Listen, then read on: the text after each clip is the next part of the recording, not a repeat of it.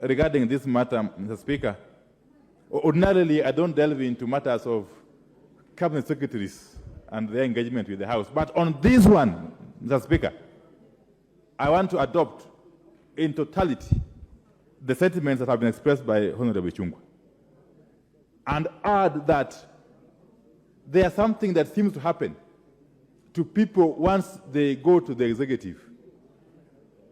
There are people who are in the executive who previously were in this House, like this particular honorable lady.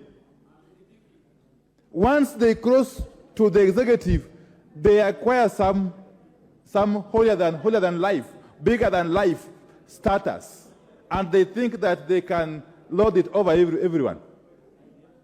Mr. Speaker, as a matter of principle,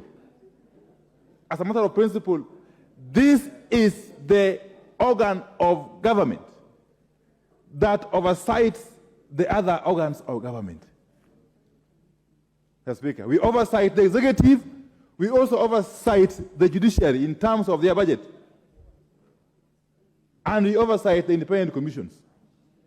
So this message must go out very clearly and loudly so, that regardless of who you are, and especially if you happen to sit in the cabinet, you must understand that apart from being answerable to the appointing authority, you are squarely answerable to this House. And if this House invites you, everything else can wait. In fact, must wait. And you run here to address the issues over which you have been invited. Mr. Speaker, I have heard a lot of complaints from my members here.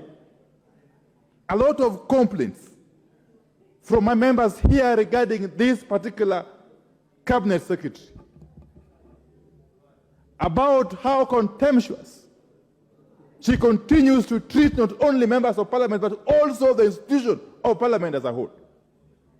This is something that cannot be countenanced, especially in the face of the 2010 Constitution, which bestows on this House enormous responsibility. Enormous responsibility. Mr. Speaker, let me say this,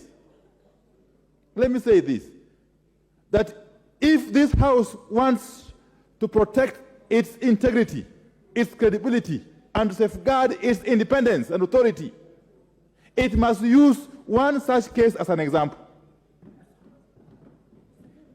Just take the boldest step and indict this cabinet secretary once and for all. Mr. Speaker, I will be more than happy.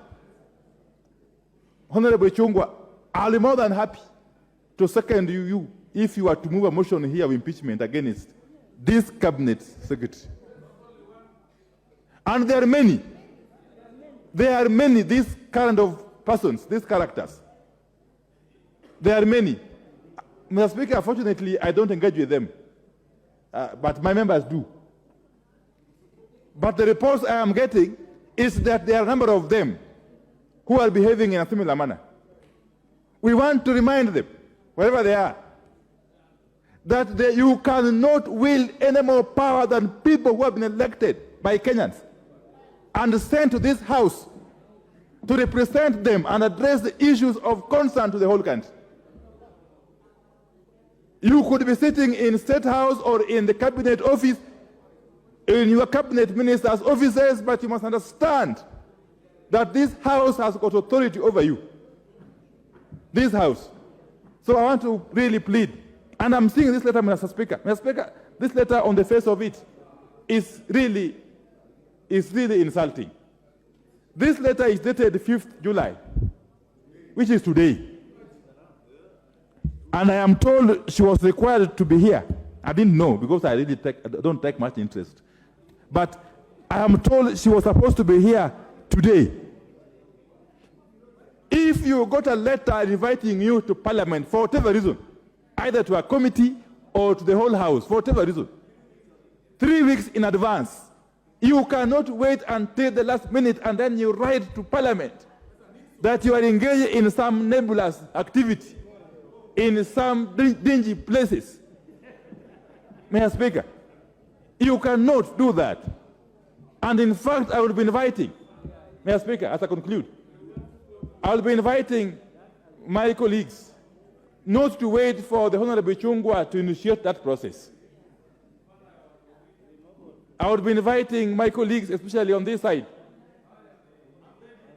please proceed and initiate the process of sending this cabinet secretary home, and you will get my full support. Thank you.